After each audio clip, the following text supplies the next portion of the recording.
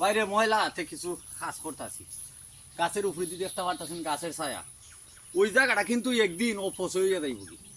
তো আমি অপচয় হওয়ার আগেই একটা চিন্তা ধারণা করছি, এই যে পেয়ারা গাছে উপর দিকে ছায়া দিছে, পেয়ারা গাছের কিন্তু মেয়াদার কতদিন এটা তো আপনারা জানোই না। তো আমি কেন দেখতেছি, এই যে দেখেন কিছু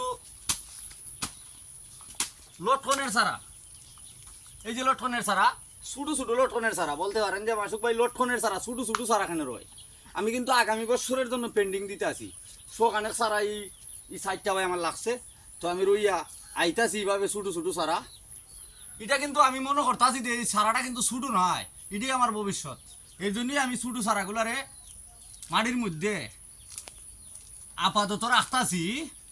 দেখবা একদিন ওই ছোটো ছাড়াই বড় হইয়া গেছে কি, আর ওই বড় ছাড়া হইয়া আমরা খাওয়াইতেছে ওটার থেকে ফল। তো ভালো থাকবেন সবাই, আর চেষ্টা করবেন অপচয় কোনো জায়গাটারে ফালাইয়া রাখেন না ভাই, জায়গাটা কাজে লাগাইবার। আল্লাহ হাফেজ।